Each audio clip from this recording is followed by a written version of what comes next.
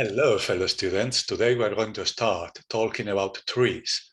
We are going to review the very basic concepts and we are going to work on some problems about it. So stick around and enjoy yourselves. I will start sharing my screen now. Okay, I think it's not this one, but this one. So we have this problem here, which is given the graph in the picture. It is the graph that you have here on the right. As you can see, we have 6 vertices and several links between those vertices. It's a non-directed graph. And then we have the questions, right? So the first question is to calculate the spanning tree where the vertices degree is equal or lower than 3. To do this, first, we need to review what is the spanning tree, right? So the spanning tree, let me write it down here.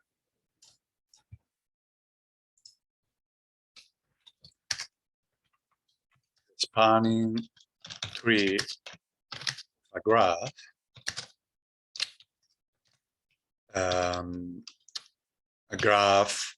defined as a set of vertices, a set of arcs or edges, and an application is a tree.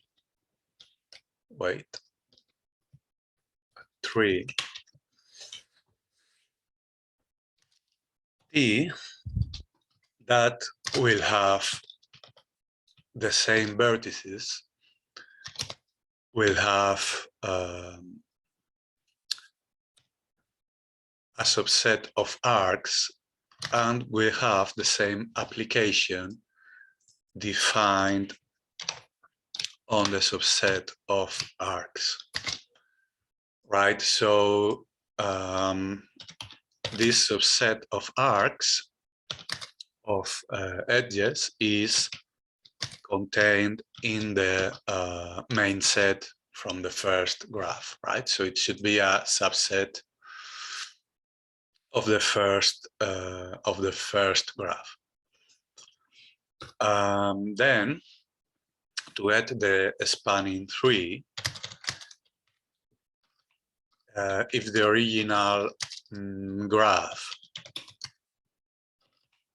has n vertices, we need to remove links until we have n minus 1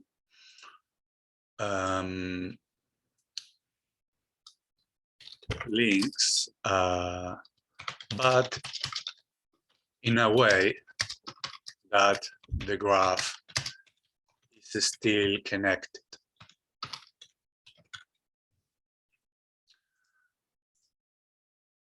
Right, so if we want to get the spanning tree, we need to start removing links here until we have n minus 1. So it means that we should leave only 5 links, right?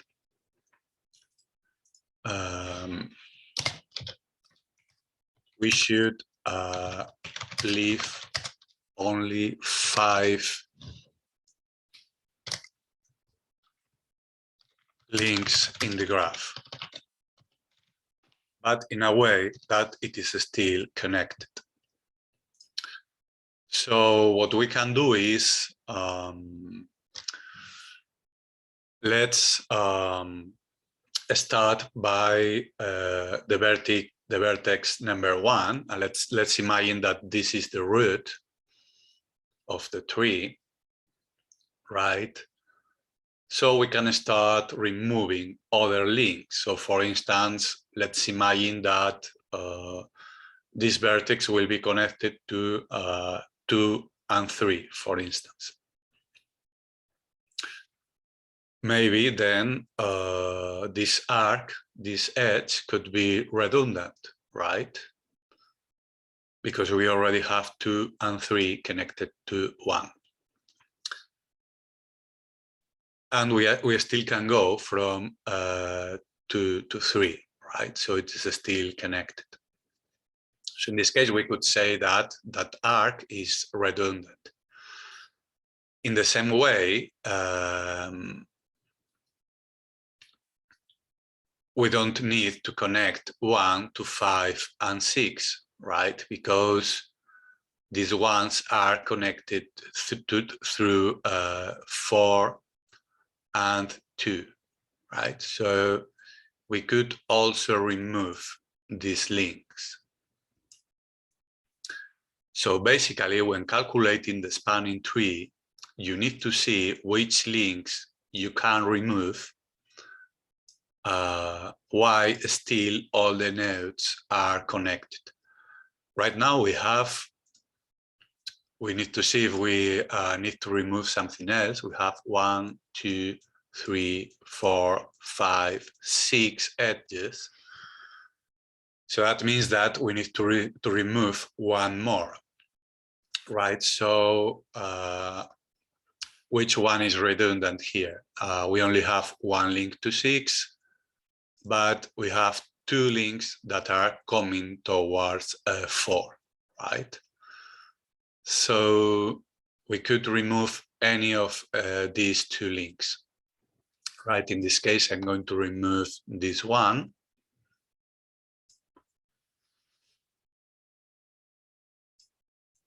And as you can see, the graph is still connected, right? We can connect all the nodes between them, and we only have 5 links, right? So this is the way of doing this. We need to see what links we can remove while the graph is still connected. If I continued, if I remove this edge here, you could see how we could have 6, the vertex 6, which could be an isolated component. So we cannot remove any more link here. And this is a bit the trick. Now in the second point, they ask us to direct the links to make the tree a binary tree, right? So this means that until now we have undirected edges, and now we need to direct them. So the first thing is let's see what is a binary tree, right?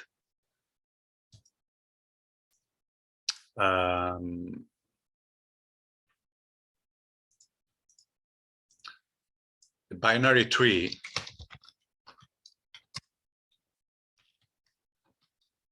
is a directed graph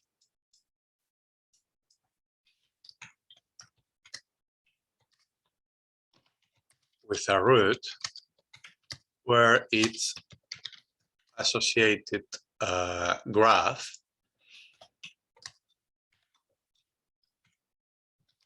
is a tree.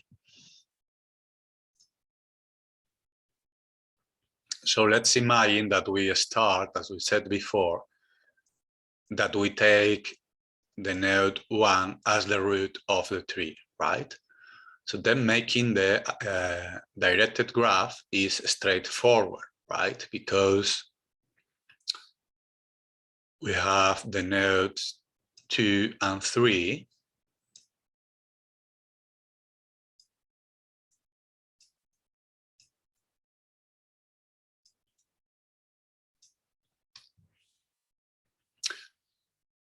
We have 4 and 5.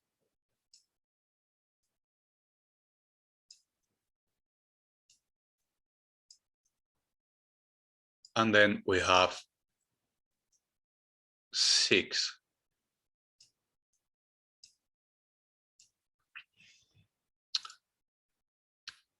Right, so the question here is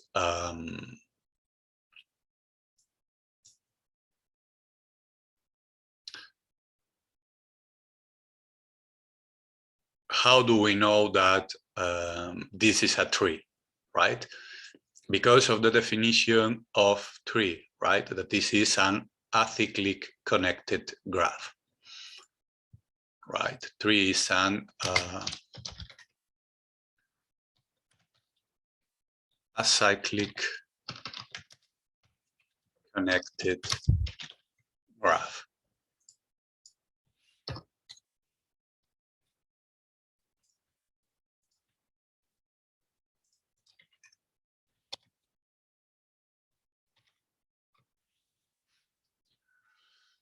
Okay, so as you can see, there are no cycles here, right? And the graph is connected. And now the third question is to write the tree post-order traversal. When we want to traverse trees, there are three main orders, right? That are pre-order, in order, and post-order. So the trick to remember which order is each one is that the name of the order gives a hint about when do we traverse the root of the tree, right? So for instance, for post order, right, for post order traversal, it means that first we traverse the left tree. We start on the root. First, we traverse the left tree. Then we traverse the right tree. And finally, we process the root. Vale? Okay, this is what the word post means. If it was pre-order, means that first we process the root. If it is in order, means that we process the root in the middle. And post-order means that we process the root at the end. So, okay, let's write it down.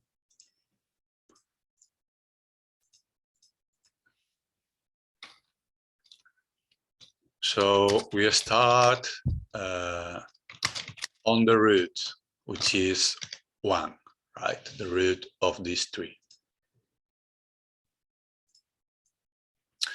Then we traverse the left tree.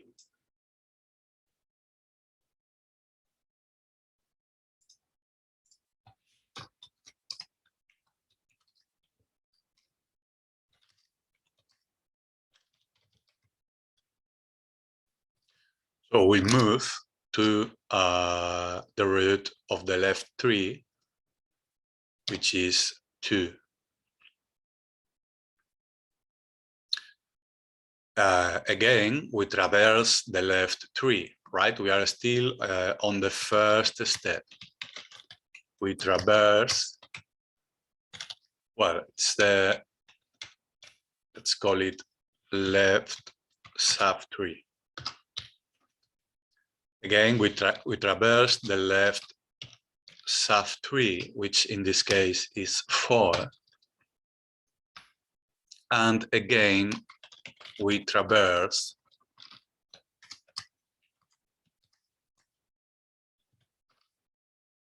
the left subtree, which in this case is 6, right? So we are First, we start on the root, right? We traverse the left subtree, which is all these, right? So first, we need to treat all the left part, then we need to treat all the right part, and finally, we process the root, right? When we start on the left subtree, we start on the root. We start on the root, but first we need to process the left part of it, right? We need to process the left part, then we process the right part, and finally we process the root. So it is something like this, right? It is something like this, the process. So let's come back to where we were. We are in the root 6, right? We don't have, in this case, we don't have left subtree. So we are here right now. We came all the way down here, right, on 6. And 6 is a leaf, right? So we don't have left subtree. So now we should try to process the right subtree.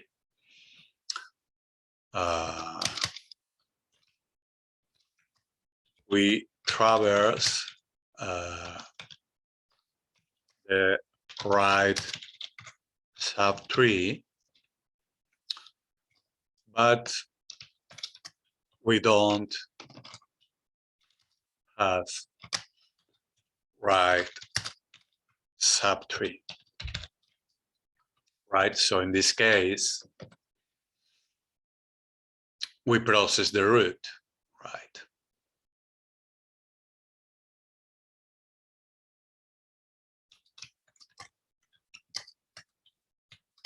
Which is 6.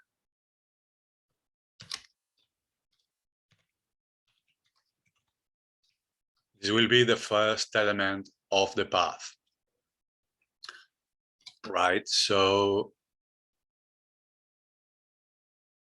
we are done with the vertex 6.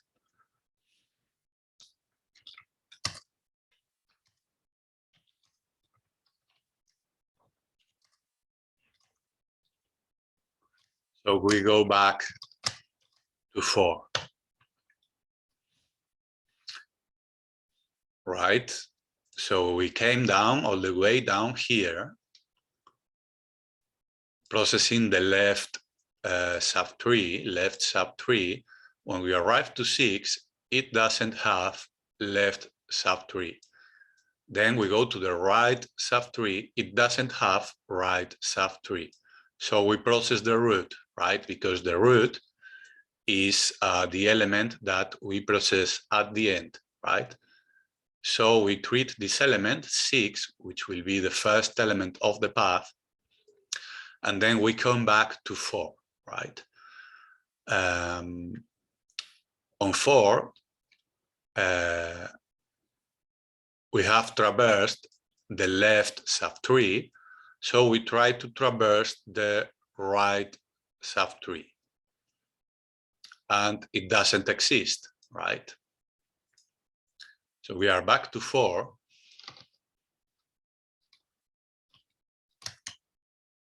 We traverse the right subtree,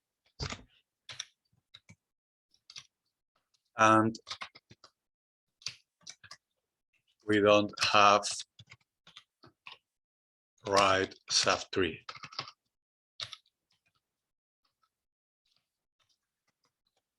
So we process the root, which is 4, and this is the second element right, of the path. We are done already with 6 and 4. So we go back again to 2, right?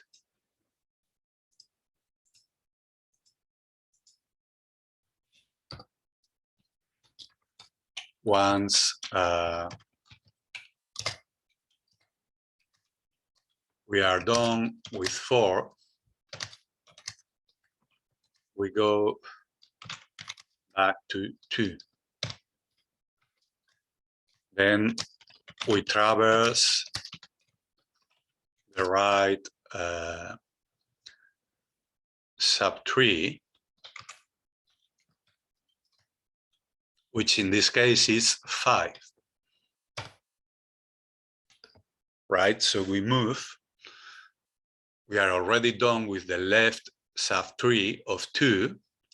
Now we need to treat the right subtree of 2, which is 5. So 5 does not have left subtree. 5 does not have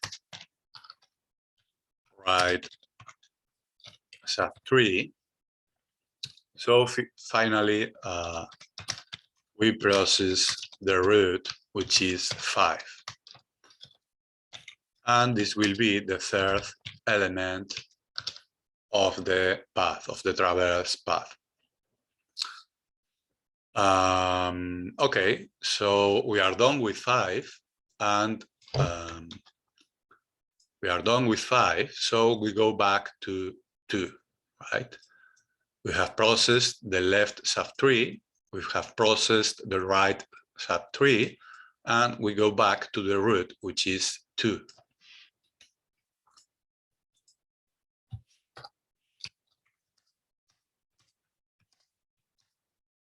We are done with 5, and we go back to 2.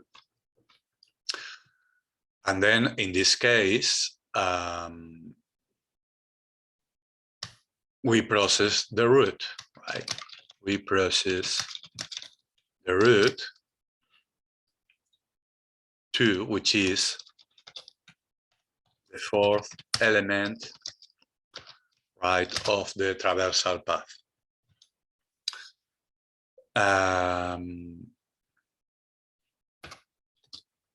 Once we are done with 2,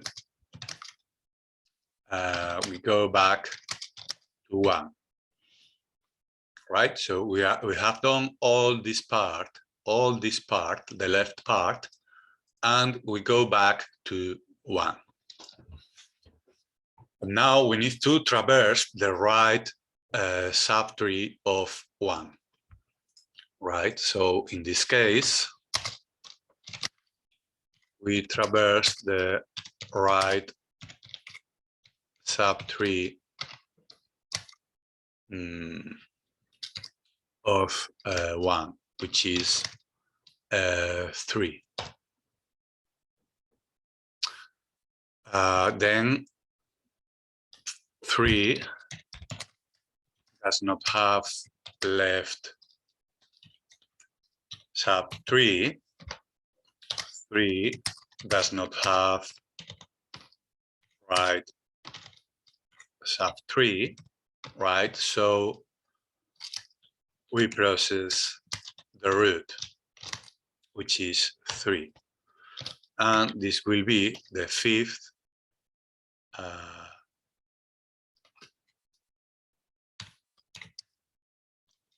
element of the traverse.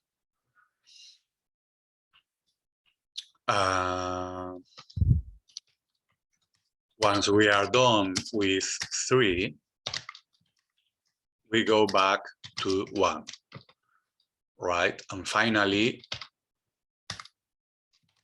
we process the root, which is 1, and this is the sixth element of the path.